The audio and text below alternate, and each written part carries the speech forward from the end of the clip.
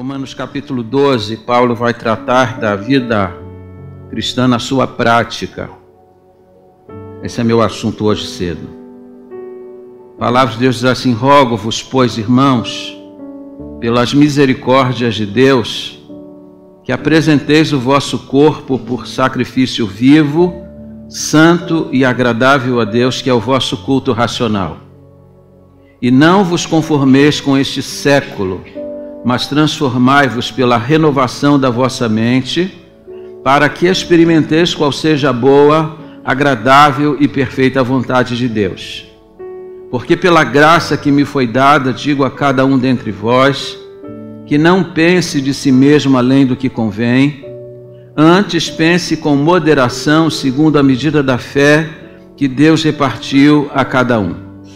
Porque assim como num corpo, ou num só corpo, temos muitos membros, mas nem todos os membros têm a mesma função, assim também nós, conquanto muitos, somos um só corpo em Cristo e membros uns dos outros. Tendo, porém, diferentes dons, segundo a graça que nos foi dada, se profecia, seja segundo a proporção da fé. Se ministério, dediquemo-nos ao ministério, ou que ensina, esmere-se no fazê-lo, ou que exorta, faça-o com dedicação. O que contribui com liberalidade, o que preside com diligência, quem exerce misericórdia com alegria. O amor seja sem hipocrisia, detestai o mal, apegando-vos ao bem. Amai-vos cordialmente uns aos outros com amor fraternal, preferindo-vos em honra uns aos outros. No zelo não sejais remissos, sede fervorosos de espírito, servindo ao Senhor.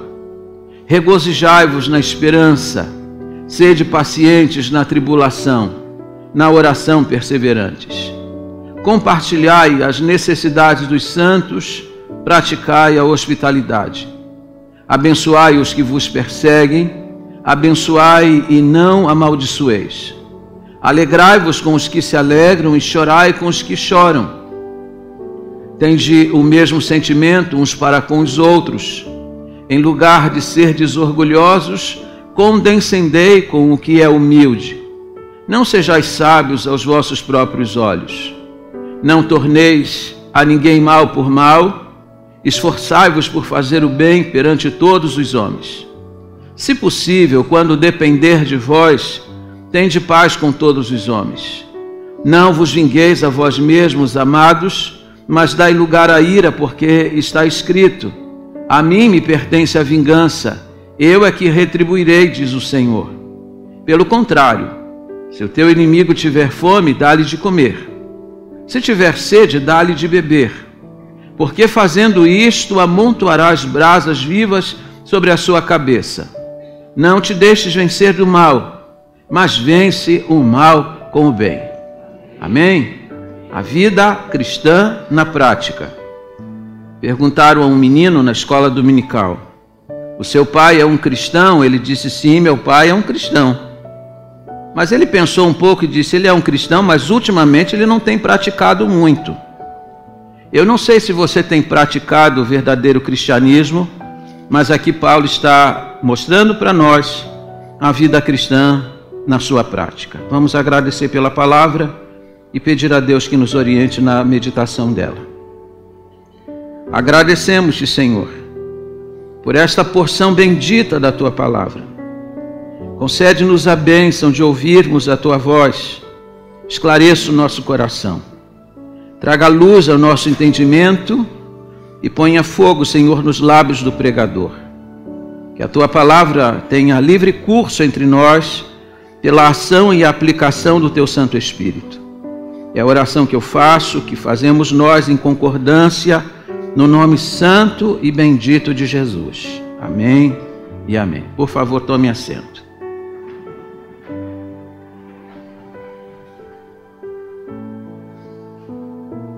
Se você observar, a carta do apóstolo Paulo aos Romanos é uma carta que tem uma perfeita divisão. Do capítulo 1 até o capítulo 11, o apóstolo Paulo está tratando daquilo que nós chamamos de ortodoxia da fé. os princípios que embasam a nossa fé, aquilo que nós chamamos do nosso arcabouço doutrinário, aquilo em que nós cremos, aquilo que fundamenta a nossa fé. Mas é interessante que quando Paulo começa o capítulo 12, Paulo começa a parte prática desta carta. Se vocês notarem, há uma conjunção logo depois do rogo que ele faz, porque ele diz assim no verso 1, rogo-vos, pois. Essa conjunção, pois, que está aí, está ligando tudo aquilo que Paulo havia dito antes ao que ele vai dizer a partir de agora. A partir do capítulo 12, Paulo passa a aplicar tudo o que ele havia dito. Se do capítulo 1 até o capítulo 11, Paulo está tratando de ortodoxia, do capítulo 12 em diante, Paulo vai tratar da ortopraxia, ou seja, a prática daquilo em que nós declaramos crer. Então, quando Paulo está tratando disso, ele vai tratar de aspectos da nossa vida cristã e como que ela é demonstrada. Qualquer aluno de qualquer área, seja medicina, seja direito, engenharia, qualquer área de estudo, o aluno sabe que no primeiro momento ele está recebendo noções teóricas, mas ele sabe que em algum momento ele vai ter que colocar em prática tudo aquilo que ele já aprendeu durante o curso. Na vida cristã não é diferente. Existe um tempo para a gente aprender os princípios que fundamentam a fé. Mas aquilo que a gente aprende, a gente deve colocar em prática. F.F. Bruce disse que a Bíblia nunca ensina um princípio se esse princípio não é para ser colocado em prática. E é isso que o apóstolo Paulo vai fazer aqui nesta passagem. E essa passagem ela pode ser dividida em 4 partes. E em cada parte, Paulo vai tratar do aspecto prático da fé, naquilo que se refere aos relacionamentos. E o primeiro que ele vai eleger como prioridade é o nosso relacionamento com Deus. Quero chamar sua atenção para esses 2 versos que vamos ler. Vou repetir a leitura do verso 1 e verso 2. É dito que na história da igreja, talvez nenhum outro verso ou outros versos tenham sido tão repetidos na igreja, naquilo que se refere à ética cristã, à vida cristã, do que esses 2 versos que vamos ler agora. E peço que você tenha máximo de atenção enquanto eu vou fazer essa leitura. Paulo diz assim: rogo-vos, pois, irmãos, pelas misericórdias de Deus, que apresenteis o vosso corpo por sacrifício vivo, santo e agradável a Deus, que é o vosso culto racional.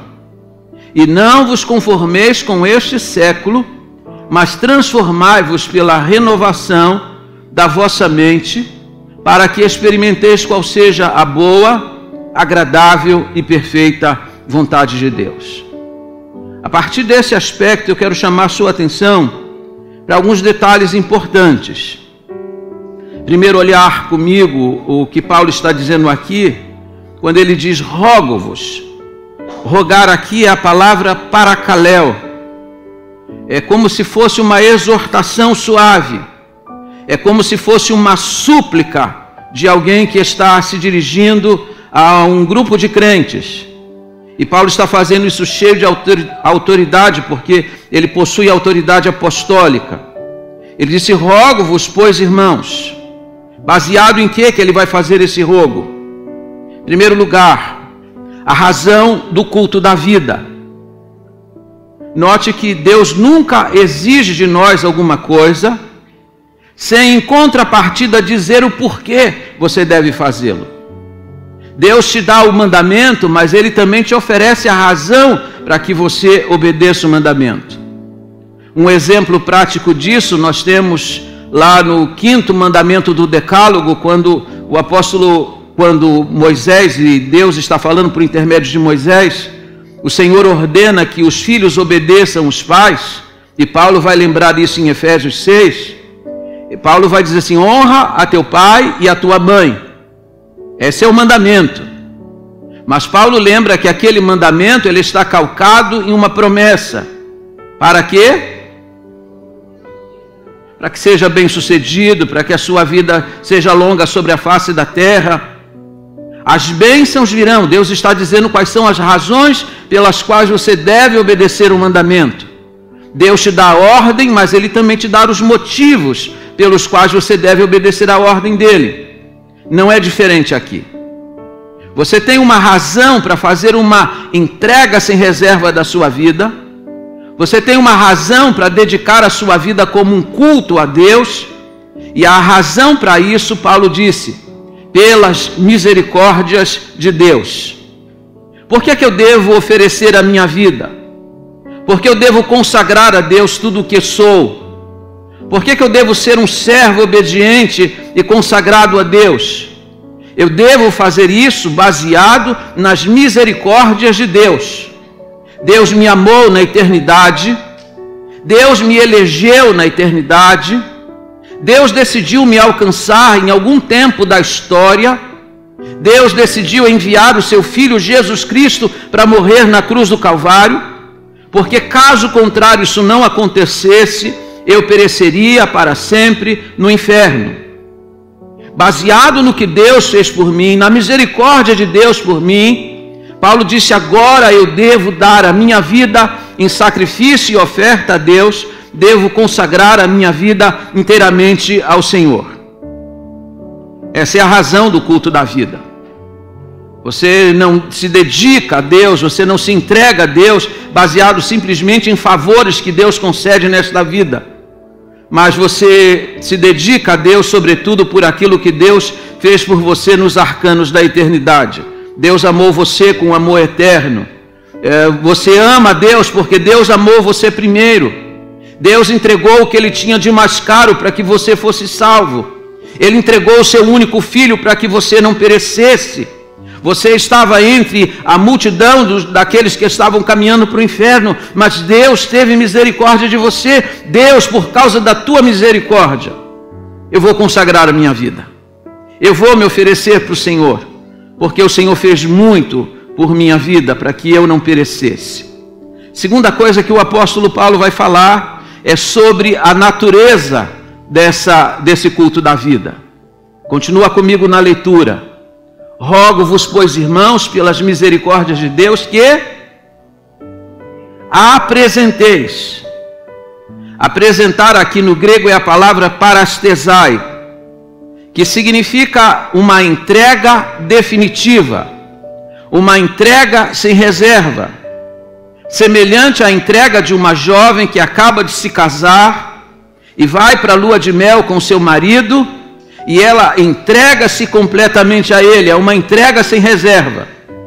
Ou ainda uma figura melhor do que esta, quando um adorador ia ao templo e oferecer a Deus o culto a Deus, e ele entregava o animal ao sacerdote para que o animal fosse sacrificado em seu lugar. Uma vez entregue este animal, ele não tomava o animal de volta. Essa era uma oferta que ele entregava de uma vez só, era uma oferta definitiva e sem reserva. O que Paulo está dizendo é que quando você se entrega para Deus, você se entrega definitivamente. Você não se entrega para depois retomar aquilo que acabou de entregar. É uma entrega de sua vida inteira e completa para Deus e para o louvor dele. Segunda coisa que o apóstolo Paulo vai falar é sobre a essência do culto da vida. Para que apresenteis o vosso corpo por sacrifício vivo, santo e agradável a Deus. Só um reparo aqui, irmãos, antes de eu avançar, que quando a gente pensa em entregar o corpo, a ideia que a gente tem dessa questão material, desse corpo material. Mas quando a Bíblia usa a palavra corpo, a palavra que está lá é somata, que significa a vida na sua inteireza. Não apenas o corpo, mas a minha inteligência, meu intelecto, minha capacidade criativa, meus talentos, minha personalidade, tudo que eu sou, tudo que envolve a minha vida. É uma entrega que eu faço a Deus. É uma dedicação completa do meu ser, como dizia Crisóstomo. Quando a gente faz a gente entrega os olhos, os ouvidos, o coração, a mente, todo o nosso ser. Basicamente aquilo que Jesus ensinou: amar a Deus com todas as forças, com todo o sentimento, com todo o coração. É uma entrega da vida de forma plena.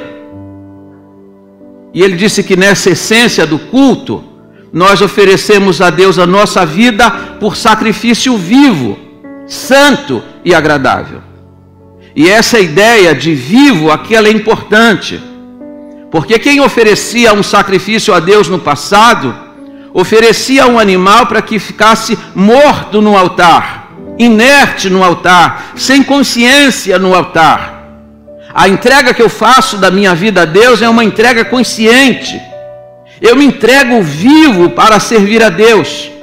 E não apenas vivo, mas eu tenho que me oferecer a Deus de forma santa e agradável. E santo aqui significa separado.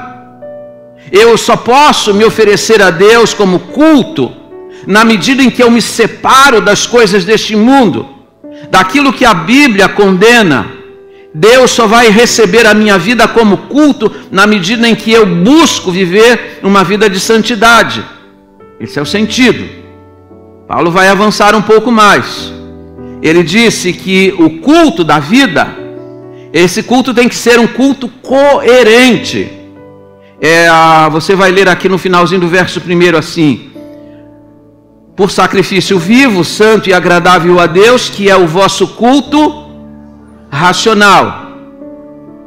Essa palavra racional no grego é a palavra lógicos, de onde vem a palavra lógica. Mas isso é muito mais do que uma questão de pensamento lógico. O que o apóstolo Paulo está dizendo é que o seu culto tem que ser um culto coerente.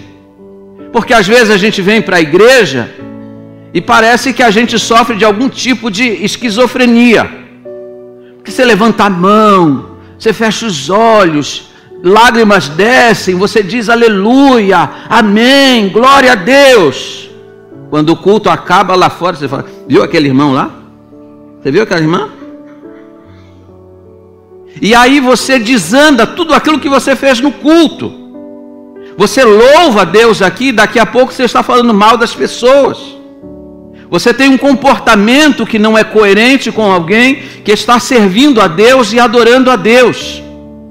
O que o apóstolo Paulo está dizendo aqui é que quando você oferece um culto a Deus com seus lábios, isso tem que estar conectado com o seu coração e com a sua vida. O mesmo culto, o mesmo crente que você é aqui dentro, você tem que ser amanhã e daqui a pouco lá fora. A pessoa gentil que você é aqui dentro do culto, você tem que ser dentro da sua casa e onde você está. Porque de outra forma esse culto não é um culto racional. Paulo vai avançar um pouco mais. Verso 2: e não vos conformeis com este século, mas transformai-vos pela renovação da vossa mente. Para quê? Para que experimenteis qual seja a boa, agradável e perfeita vontade de Deus. Sempre que a Bíblia está falando para quê é propósito. Eu tenho que renovar a minha mente. Eu tenho que ter a minha mente transformada. E Paulo vai usar aqui duas palavras: conformar e transformar. Ambas as palavras elas têm a mesma raiz, que é a palavra forma. E só que no grego nós temos duas palavras para forma: a palavra esquema e a palavra morfê. Esquema é a forma que está mudando o tempo todo. Por exemplo, Danielzinho está ali no colo. Outro dia Daniel era apenas um bebê, já está quase um garotinho. Daqui a pouco ele está falando tudo. Daqui a pouco ele está trabalhando na igreja. E a forma dele vai mudando. Daqui um dia ele vai estar no batistério, o pastor vai estar batizando. Daqui um dia ele está casando, aí eu acho que já não alcanço mais. Não tenho mais idade para alcançar o casamento do Danielzinho.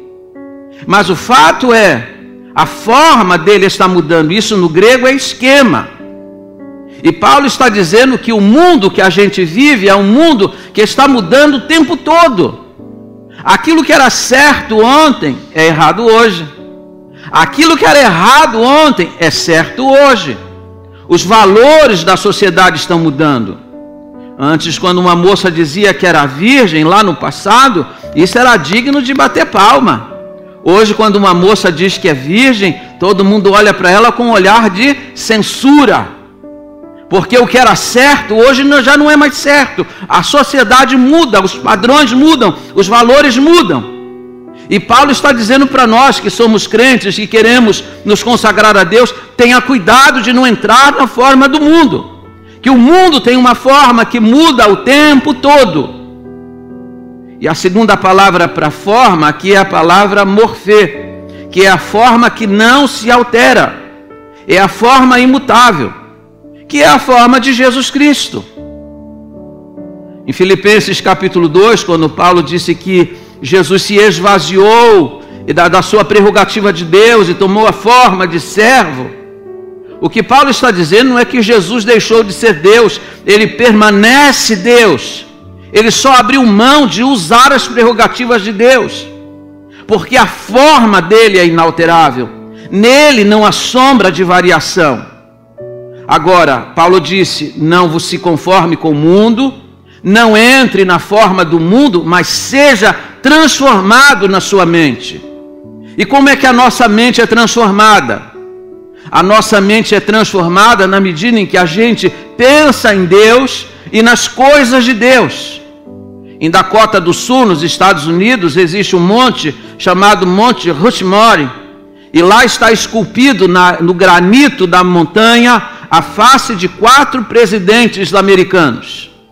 Aquilo foi feito em 1927 para retratar 130 anos da história americana.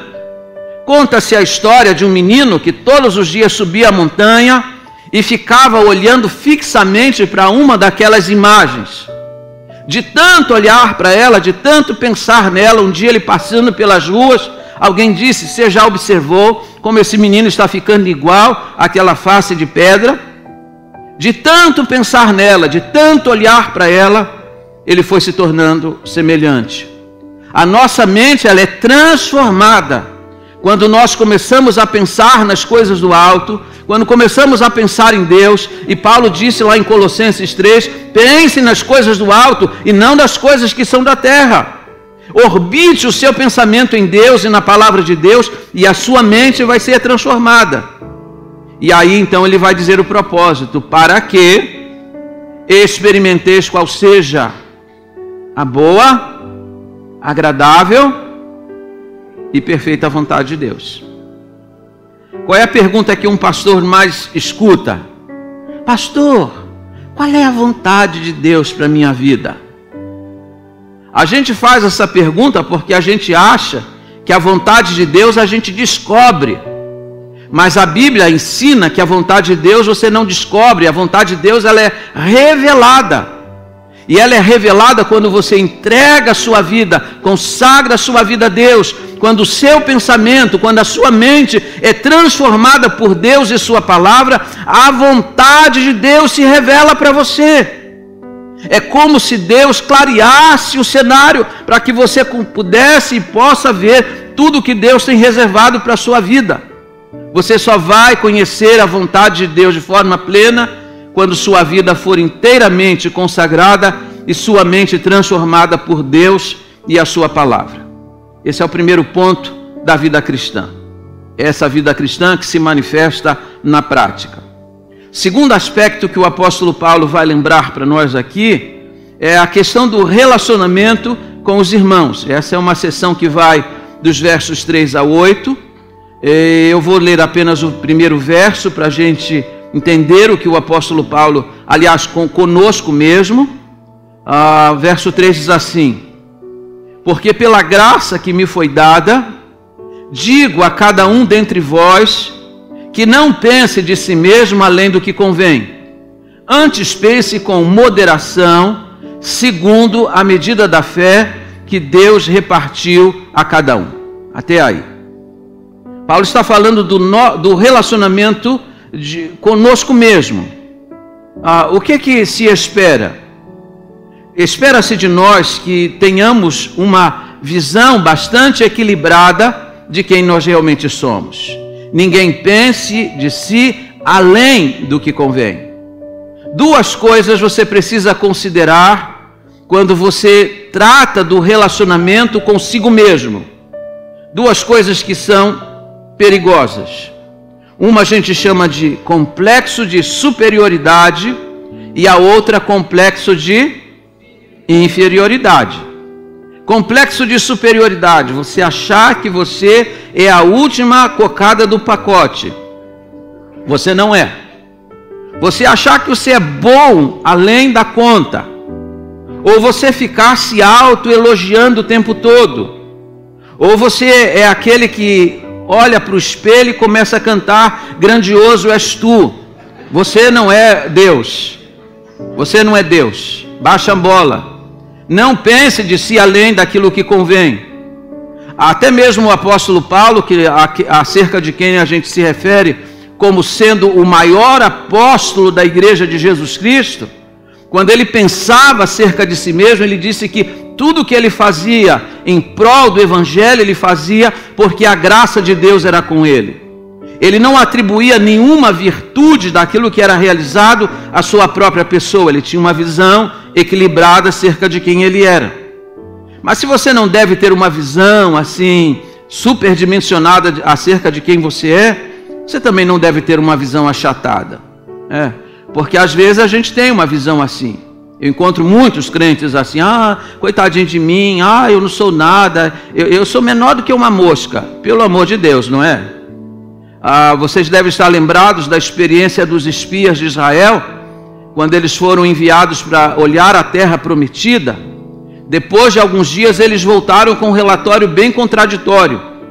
2 deles, Josué e Caleb, dizem assim: olha, a terra é boa, vamos avançar, vamos conquistar. Mas 10 deles, quando voltaram, disseram assim: a terra é realmente boa, mas nós olhamos lá os moradores da terra e eles são gigantes, e nós, aos olhos deles, somos como o quê? Gafanhotos. Nós somos só um gafanhotozinho. Eles não eram gafanhotos, nem os outros eram gigantes. Mas quando a gente tem um complexo de inferioridade, os outros são grandes demais e nós somos pequenos demais. Essa visão não é a visão que um crente deve ter de si mesmo. Paulo disse: pense com equilíbrio, nem muito além, também não aquém. E a noção de valor da sua própria vida, porque tem gente que acha que não tem valor nenhum, olhe para a cruz do Calvário. Lá está a sua noção de valor. Deus amou você com amor eterno. Deus planejou alcançar você na eternidade. Deus elegeu você para ser dele, para ser filho dele. A Bíblia diz que você é herdeiro de Deus e co-herdeiro de Cristo. A Bíblia diz que Deus já abençoou você com toda sorte de bênçãos nas esferas celestiais. Deus cumulou você com dons espirituais, Deus deu carismas a você, o Espírito Santo entrou na sua vida, você foi selado com o Espírito Santo, seu nome está no livro da vida. Pelo amor de Deus, você é alguém que tem valor. E Paulo disse que você não é alguém que tem apenas valor para Deus, tem valor para os irmãos, porque Deus deu talentos e capacidade para você servir os outros. Hoje eu não vou tratar dos dons especificamente, porque demanda um outro sermão. Mas Deus colocou você em muitos talentos para poder servir o povo de Deus e servir para a edificação de muita gente. Então tenha uma visão equilibrada acerca de si mesmo. Isso faz parte desta vida cristã que é vivenciada na prática. Terceiro ponto, o relacionamento com os irmãos. Agora sim, com os irmãos. Essa é uma sessão que vai do verso 9 até o verso 16. E Paulo aqui vai nos dar algumas recomendações. Dr. John Stott disse que aqui está uma receita de amor. E toda dona de casa, toda cozinheira, quando vai fazer um prato, ela usa a receita, ela sabe que naquela receita existem alguns ingredientes. Eu vou destacar 6 ingredientes desta vida cristã que se manifesta de forma prática no nosso relacionamento com os irmãos. Em primeiro lugar, o amor deve ser o quê? Sincero. Verso 9. O amor seja sem hipocrisia. O que é hipocrisia, irmãos? O que é hipocrisia? O que é um hipócrita? Um artista? Fala uma coisa e na prática é outra coisa. Acho que alguém queria contribuir aí. Falsidade. Quem falou falsidade? Jaqueline. Muito bem. Hipocrisia a gente consegue discernir bem. Jesus se referia aos fariseus como sendo hipócritas. Ele chamou, literalmente, os chamou de hipócritas, porque eles aparentavam do lado de fora serem pessoas santas e piedosas, mas do lado de dentro eles eram pessoas cheias de impureza. Isso é hipocrisia, tentar passar uma imagem que não é a real. Mas Paulo está falando aqui de hipocrisia no relacionamento, que é quando você diz assim para o outro: olha, eu te amo muito, meu irmão. Aí você vira as costas e diz: eu amo nada, não gosto desse cara, não vou com a cara dele. Só falei isso para ele ficar achando que eu gosto dele. Isso é o quê? Hipocrisia. E se há uma coisa que não combina com vida cristã, é no relacionamento com os irmãos você ser hipócrita. Você deve ser uma pessoa verdadeira, veraz. Deve amar os irmãos de verdade. Amor sem fingimento. O amor deve ser sincero, sobretudo dentro da igreja. Em segundo lugar, o amor ele deve ser afetuoso. Verso 10. Amai-vos cordialmente uns aos outros com amor fraternal. Paulo está falando aqui de filia, de amor entre irmãos. E Paulo disse que nós devemos amar os irmãos na igreja com a mesma intensidade com que amamos os membros da nossa família. O amor deve ser profundo, afetuoso, preferindo-vos em honra uns aos outros, colocando o outro numa posição de honra, colocando o outro como prioridade. O amor ele deve ser não apenas verdadeiro, mas ele deve ser cheio de afetuosidade. Terceiro lugar, Paulo disse que o amor ele deve ser generoso. Verso 13. Compartilhai as necessidades dos santos. Paulo está dizendo que o crente não é apenas aquele que abre o seu coração para o outro, mas é aquele que também abre a sua carteira para o outro. Está atento às necessidades dos irmãos. Porque muitas vezes a gente vem para o culto e não sabe quem está sentado do nosso lado. Pode estar passando um drama, pode estar com necessidade em casa, pode ter vindo, como já aconteceu, de gente vir para o culto e não tinha tomado café, não por opção, mas porque não tinha o que comer em casa. Paulo disse: compartilhe as necessidades. Tenha antenas ligadas não para fuçar a vida dos outros ou comentar a vida dos outros, mas no sentido de socorrê-los nas suas necessidades. Eu não sei se você já teve a oportunidade, se você já experimentou socorrer alguém, socorrer um irmão na fé. Sabe, o irmão está passando dificuldade, eu vou visitá-lo, vou ver o que ele está precisando. Eu vou fazer compras amanhã, minha compra de casa, vou fazer uma segunda compra e vou levar para eles lá. Compartilhe as necessidades. A Bíblia diz que existem recompensas para quem faz isso. A Bíblia diz que Deus abençoa aquele que faz isso. E acredito que vai acontecer alguma coisa extraordinária na sua vida quando você aprender a olhar as necessidades dos outros e compartilhá-las. Outra coisa que Paulo ainda vai dizer no verso 13 é: praticai o quê? A hospitalidade. O amor, ele é hospitaleiro. Você gosta de hospedar alguém em sua casa? Gosta de receber gente em casa? Tem gente que faz uma casa mas tão bonita que ninguém pode entrar lá. É só para tirar foto. Bota um tapete tão bonito no chão que é para ninguém pisar, só para olhar. Deus deu uma casa boa para você. Talvez você tenha 1, 2 quartos lá. E às vezes você tem a oportunidade de receber gente em sua casa, hospedá-las com carinho. O autor de Hebreus que diz que muitos, sem saber, hospedaram anjos em sua casa. E note que hospitalidade aqui não é hospitalidade para os irmãos. De repente o Renato vai para uma outra cidade, eu recebo o Renato aqui. É bom hospedar os irmãos.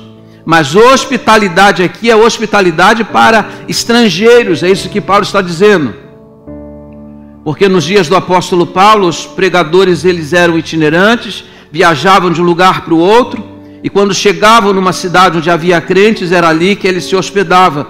Ou seja, os irmãos recebiam alguém em casa que nunca tinham visto, nunca tinham conhecido, mas pela questão da fé, era um irmão em Cristo, um pregador do Evangelho, abriam sua casa para hospedá-lo.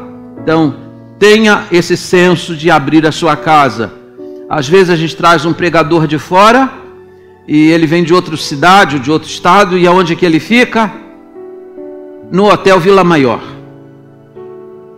Porque os irmãos falam assim, pastor, eu não sei, a minha casa não é tão bonita, eu até gostaria, mas não vou receber, pastor. Então tá bom. Para onde ele vai?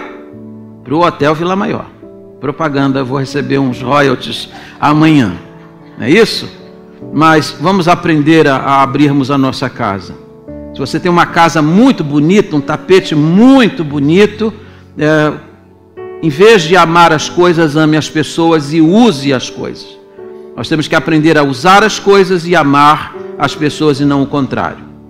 A outra coisa que o amor deve ser é que o amor deve ser bondoso. Verso 14. Abençoai os que vos perseguem, abençoai e não... O amor ele deve ser abençoador.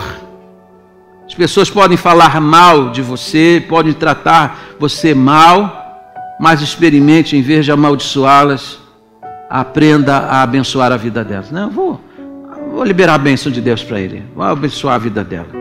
Em vez de comentar, em vez de nutrir sentimento contrário no coração, experimente abençoar essas pessoas, porque vida cristã se prova assim. Se você é alguém que vive sempre amaldiçoando as pessoas com malquerença no coração, você tem provado que não é um cristão verdadeiro. Outra coisa importante que a vida cristã tem que ser, é que a vida cristã ela tem que ser bondosa. Verso 15 diz assim, alegrai-vos com os que se alegram e chorai com os que choram. O crente é aquele que trafega de uma cerimônia fúnebre para uma cerimônia de casamento, ou de uma cerimônia de casamento para uma cerimônia fúnebre. Ele está junto dos irmãos em qualquer situação. Ele se alegra nas vitórias de um irmão. Uma experiência minha pessoal é que, quando normalmente acaba uma cerimônia de casamento aqui, eu falo para os pais, parabéns pela sua vitória. A sua vitória é minha vitória. Ver seu filho se casando, que bênção, isso alegra o meu coração. Quando eu batizo alguém aqui na igreja e a família está aqui, eu digo, parabéns pela vitória de vocês. A alegria de vocês é minha alegria. Na vida cristã, em qualquer aspecto, qualquer conquista de um irmão deve alegrar-nos. Colação de grau, casamento de um filho, a conquista de uma casa própria, isso tem que trazer alegria para o seu coração. Ao mesmo ponto que você tem que estar pronto para chorar quando esse irmão está sofrendo. Isso é a bondade cristã. Alegrar-se nas vitórias e chorar nos momentos de angústia e de sofrimento desse irmão. Embora Crisóstomo disse que é muito mais fácil a gente chorar com os que choram do que se alegrar com os que se alegram. Porque às vezes você recebe a notícia de que alguém conquistou algo e o seu coração fala assim, puxa vida, né? Podia ser eu, né? E você não se alegra com a vitória dos outros. E talvez você até se alegre sabendo que a pessoa está passando por uma dificuldade. Vida cristã não é assim. Vida cristã ela é marcada pela bondade genuína. E por último, deixa eu só avançar para o verso 18. 17 até 19 eu quero ler com vocês, porque Paulo vai falar sobre um dos aspectos dessa vida cristã. Não torneis a ninguém mal por mal. Esforçai-vos por fazer... Aliás, verso 16, irmãos, eu já estou pulando para o ponto seguinte. 16. Tende o mesmo sentimento uns para com os outros. Em lugar de serdes orgulhosos, condescendei com o que é humilde e não sejais sábios aos vossos próprios olhos. Nós temos que aprender esses princípios da vida cristã, porque Paulo está falando sobre a questão de sermos empáticos com os que sofrem. E agora sim eu pulo para o ponto final do sermão, que é o nosso relacionamento com os inimigos. O cristão não faz inimigos, mas o cristão tem inimigos. Infelizmente. Jesus tinha inimigos. O apóstolo Paulo tinha inimigos. Infelizmente a gente não trabalha para ter, mas eles acabam muitas vezes, porque o próprio apóstolo Paulo fala sobre isso. Por causa do mistério da iniquidade, ele fala sobre isso quando ele escreve aos Tessalonicenses. Ele diz que o mistério da iniquidade está operando. Então muitas vezes pessoas vão nutrir um sentimento contrário a nosso respeito. Quais são as recomendações que Paulo vai fazer, provando essa vida cristã na prática, em relação àqueles que não nos querem bem e àqueles que de alguma forma nos querem o mal? Há 4 princípios aqui que eu vou lembrar para vocês. Primeiro, não podemos nos vingar. Verso 17 até o verso 19. Não torneis a ninguém mal por mal, esforçai-vos por fazer o bem perante todos os homens. Se possível, quando depender de vós, tende paz com todos os homens. E agora preste atenção no verso 19. Não vos vingueis a vós mesmos, amados, mas dai lugar à ira de Deus. Deus, ele contempla o mal e Deus recompensa o mal. Deus vê a injustiça e Deus julga a injustiça. Quando você quer tomar nas próprias mãos a vingança, você está tomando das mãos de Deus uma prerrogativa que é dele. Você não pode tomar o lugar de Deus. Quem retribui é Deus, não você. Aliás, você não sabe retribuir, Deus sabe retribuir justamente o mal que foi cometido. Em vez de querer retribuir o mal, Paulo disse: não torneis a ninguém mal por mal. Alguém disse que quando você faz o bem a quem lhe faz o bem, você está manifestando uma atitude humana. Quando você devolve o mal ou o bem com o mal, você está manifestando uma atitude maligna. Mas quando você devolve o mal com o bem, você está manifestando uma atitude divina. A Bíblia ensina você a responder o mal com o bem. Não te deixes vencer do mal. Você deve tornar, não mal por mal, mas tem que se esforçar para fazer o bem.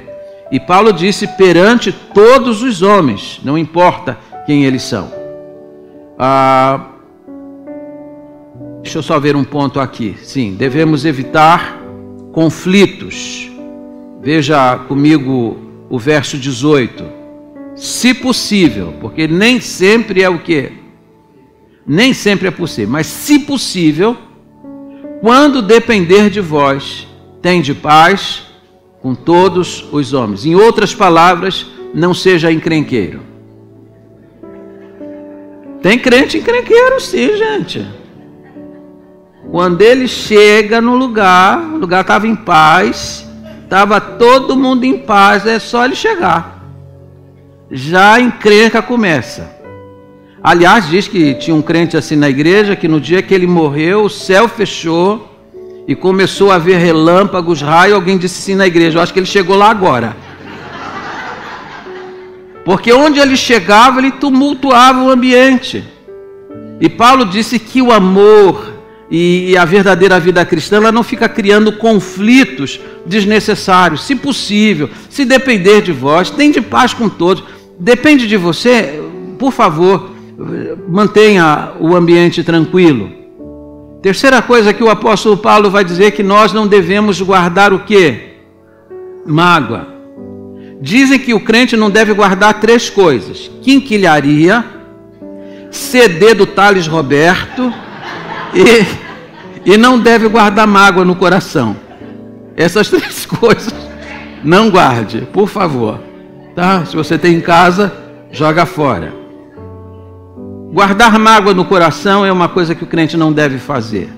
Tá bom? Paulo diz para você se despojar dessas coisas. Não vos vingueis a vós mesmos, amados, mas dai lugar à ira de Deus, porque está escrito: a mim pertence a vingança, eu é que retribuirei. Pelo contrário, se o teu inimigo tiver o quê?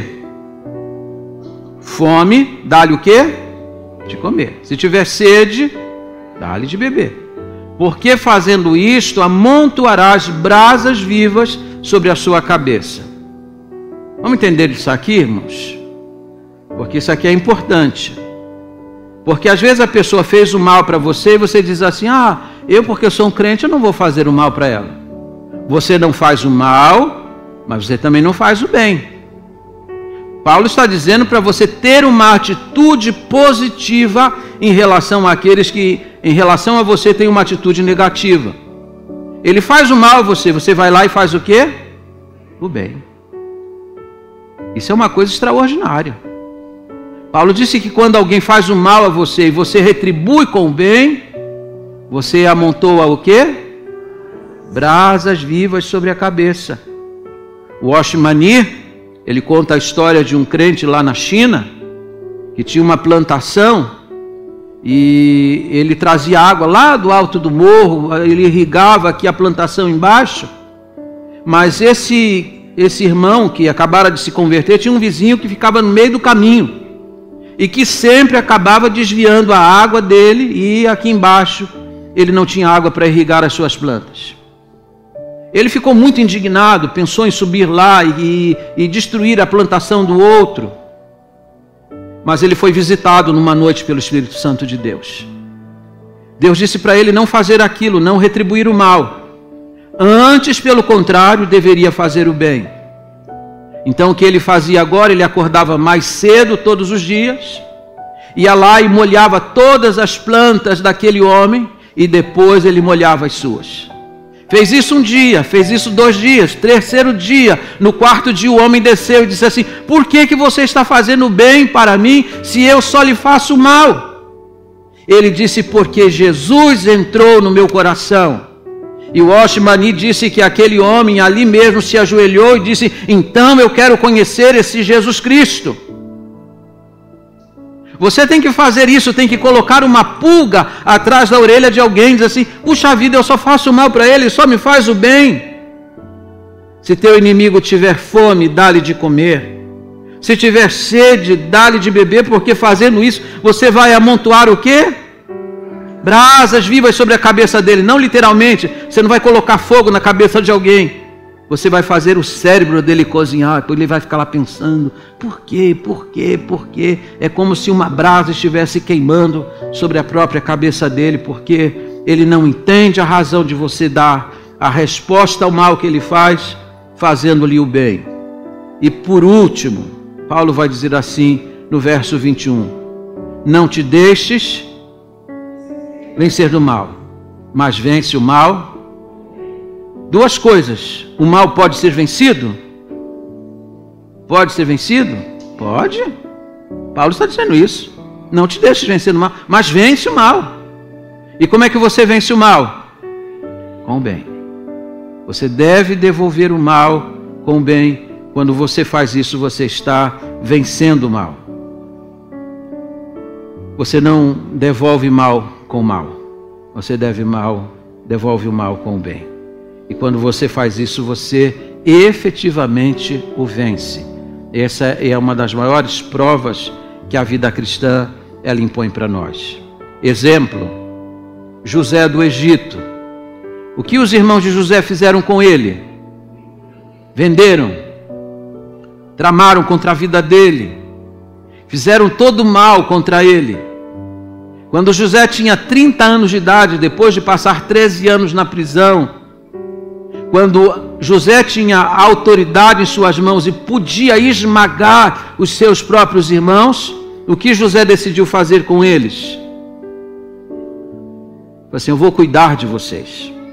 tragam as esposas, tragam os filhos, eu vou cuidar de todos. José cuidou de 70 pessoas no Egito, quando ele, na verdade, em outra esfera, ele poderia ter se vingado. Ele decidiu vencer o mal com o bem, e assim é que você deve proceder. Agora eu vou terminar a minha fala, deixar duas palavras para os irmãos. A primeira, se você puder ler lá na tela: nada. O que é a vida ostensiva? Seu dia a dia. Aquilo que a gente faz aqui dentro é muito importante. Mas você sabe que Deus não mede a sua vida cristã por aquilo que você faz aqui dentro. Deus mede sua vida cristã pelo que você faz lá fora.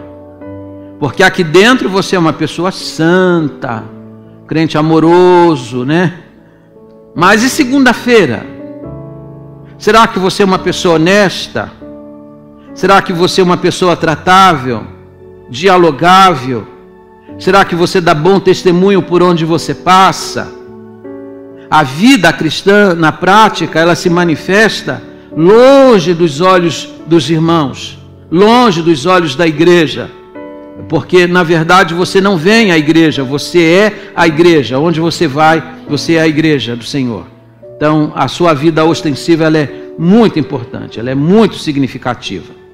A segunda coisa que eu quero que vocês levem no coração é que para Deus não existe essa dicotomia que a gente faz.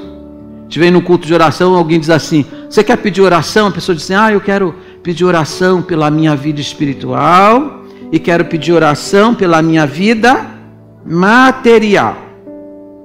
A gente separa a vida em compartimentos. Isso aqui é espiritual e isso aqui é o quê? Material. Só que para Deus tudo é o quê? Espiritual. Você está no trabalho? Espiritual. Está na escola? Espiritual. Está dentro de casa? Espiritual. Você não sai do culto, tira a roupa do crente e agora é uma pessoa comum, você continua sendo crente. Não existe essa história de vida material e vida espiritual.